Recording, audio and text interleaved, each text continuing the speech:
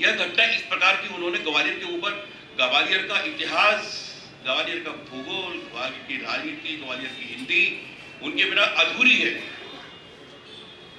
जीवाजी विश्वविद्यालय ने उनको डीलिट की उपाधि प्रदान कर कोई ऐसा काम नहीं किया कि जीवाजी विश्वविद्यालय की उल्टी शान बढ़ी उनके कारण से।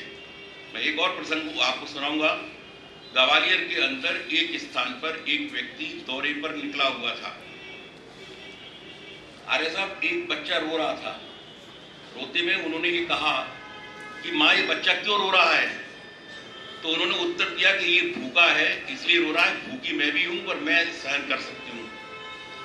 वह व्यक्ति वहां से गया और लौट के आने के बाद में तब भोजन की व्यवस्था की और भोजन लाके दे दिया गया। उसके उपरांत में अगले दिन दशहरा था, राशि यात्रा निकली।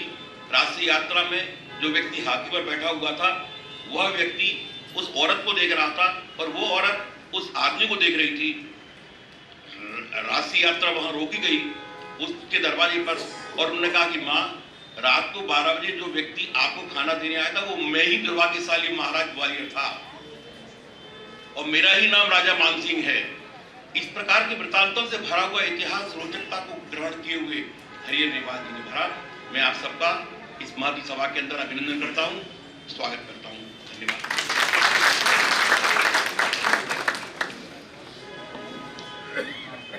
धन्यवाद आनंद मिश्र साहब। यत्र नार्यस्ते पूजन्ते रमन्ते तत्र देवता की शुक्ति पर आधारित ये राष्ट्र, जहाँ नारी की पूजा सर्वप्रथम की जाती थी, वही राष्ट्र अबला जीवन हाय तुम्हारी यही कहानी, आंचल में है दूध और आंखों में पानी की स्थिति पर आ गया।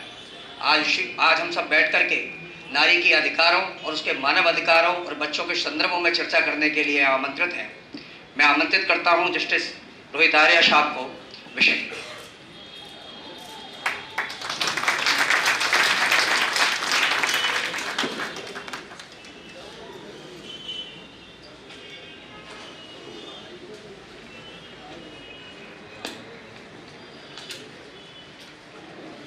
Good evening to everybody. It's my profound privilege. It's a matter of great pleasure to be part of this impressive gathering of advocates and persons falling in the vicinity of law. I must say that Miss Sudha Dwivedi, who has been carrying forward this past legacy of her father, has been doing an astounding work. It shows her concern, commitment and conviction for law and legal applications. She deserves a big round of applause by all of you.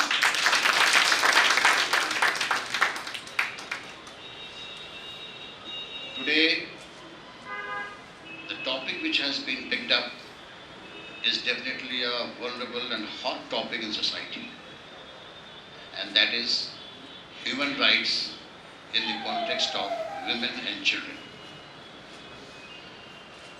In the present days, our youth is terribly disillusioned.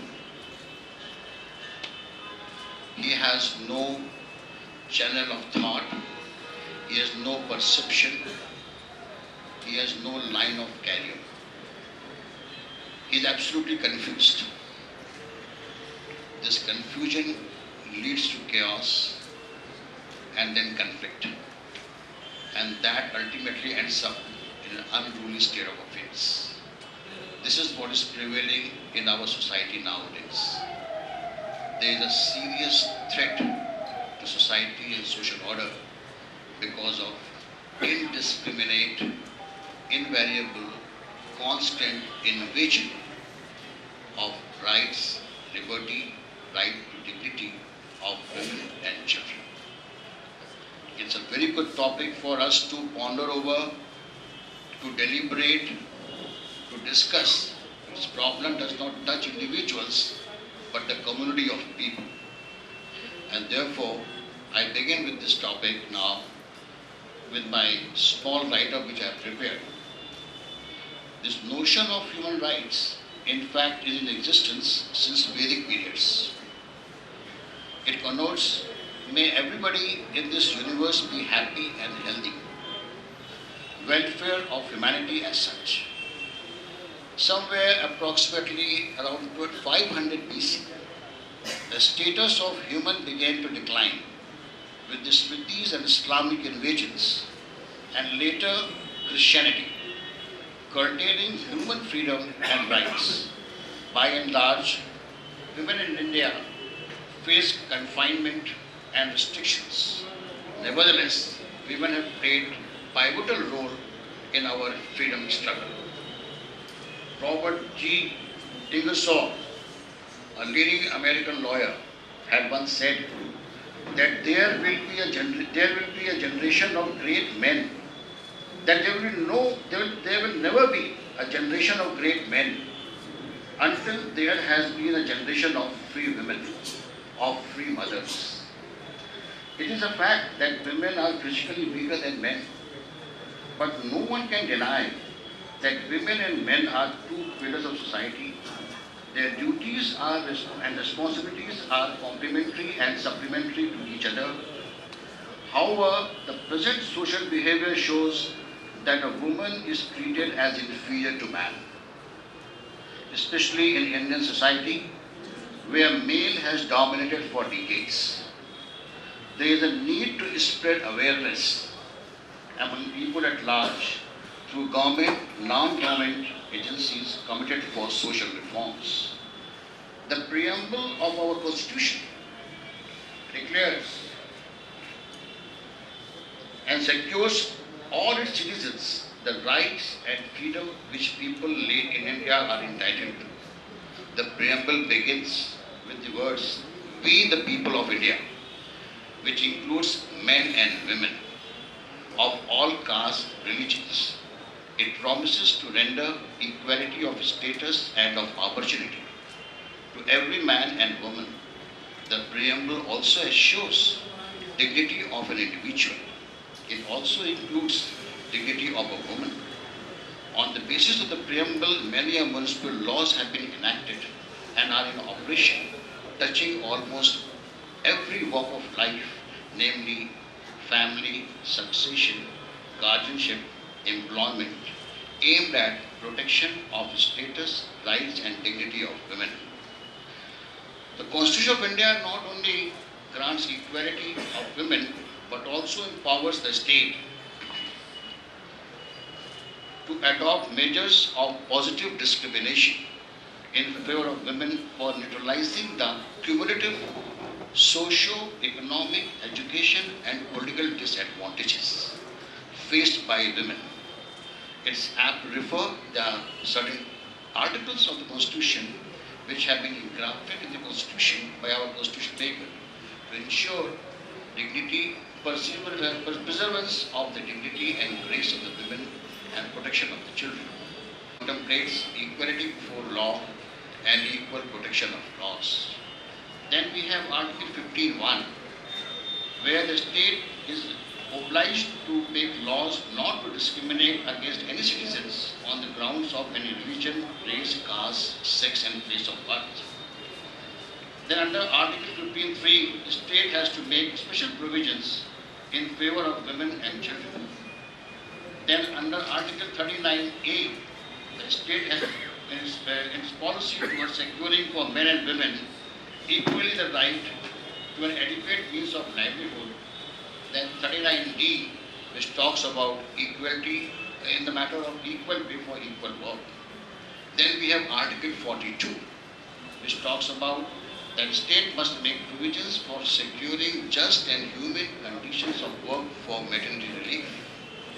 Then we have Article 46, which says state to promote with special care the educational and economic interest of the weaker sections of the people and to protect them from social injustice and all forms of exploitation.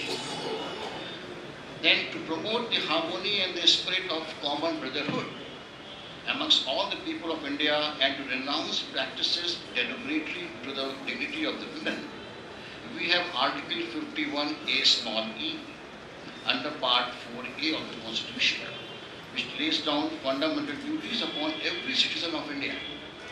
which were added by the 42nd Amendment of the Constitution in 1976.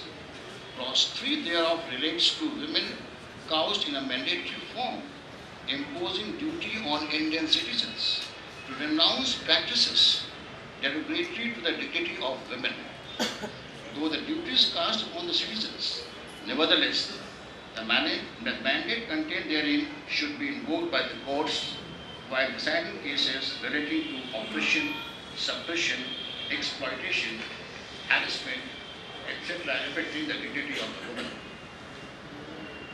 Not less than 1/3, likewise in chapter 9 of the Constitution, we have panchayats, and in panchayats also there have been proportionate reservations which have been provided to women to have an effective balancing representation of the women in the political representations. These are the few provisions under the Constitution to ensure the dignity and grace of the women and protection against the invasion on their privacy. In India, judiciary is the ultimate guarantor of the fundamental rights and is the guardian of the Constitution. Naturally, the judges have a special role to play and responsibility in correcting the distortions in law enforcement and upholding the rights of women who approach the courts. Women generally approach the courts seeking reliefs in matrimonial disputes, in matters of maintenance, custody of children, domestic violence, dowry harassment cases, rape, and sexual harassments, as well as discriminations in respect of employment. Parliament has enacted many of referential enactments for protection of rights to women in many of the institutions. However, enforcement of these laws depends first on the government agencies entrusted with the task, and when they fail to do so, with the courts of law. There is enough evidence to suggest that there are many barriers in accessing justice. The Family Courts Act in 1984 is a legislative response to some of these barriers. There is acute need to appoint more and more women judges, to have great gender balance among the judges as well. Gender justice training should be extended to the ministerial staff of courts and advocates also. But it is the common knowledge that despite constitutional safeguards, statutory provisions and plethora of pronouncements to support the cause of equality of women, changes in social attitudes and institutions have not significantly occurred. But there has to be a total optimism to achieve the requisite goal. It is necessary to accelerate this process of change by serious deliberations and planned efforts so that this pernicious social evil of gender inequality is buried deep into its grave. Laws written in black and white are not enough to combat the evil. A socially sensitive judge is indeed a better statutory armor in cases of crimes against women than penal statutes.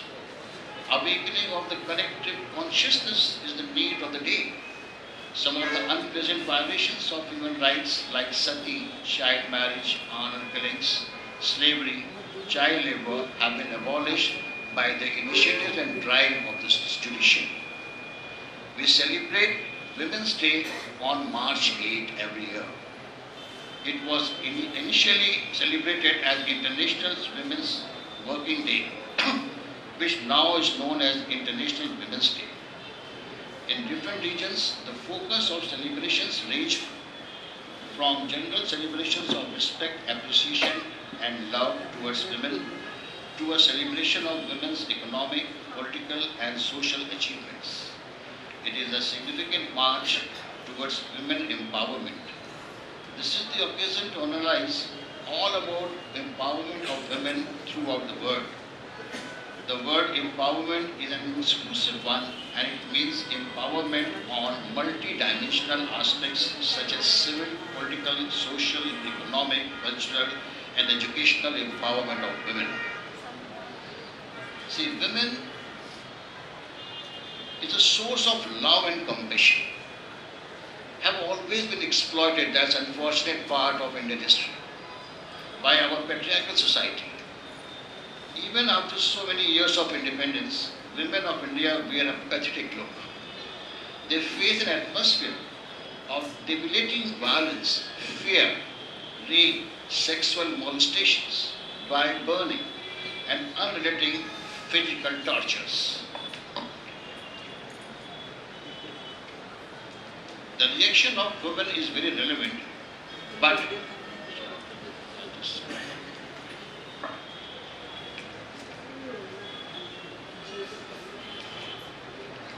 and psychological battering both within and outside the family.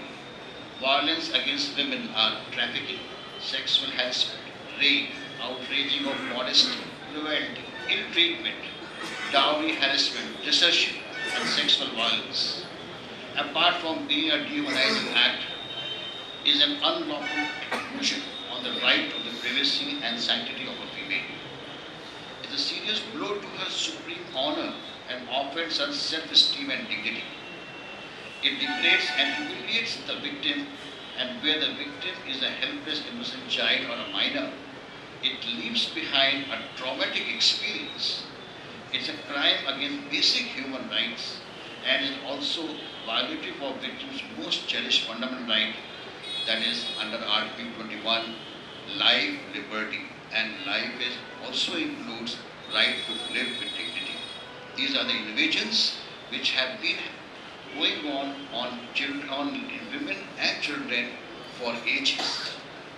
See, if we come to the different nature of the invasions, like what is outraging of modesty? The modesty as such has not been defined, but it is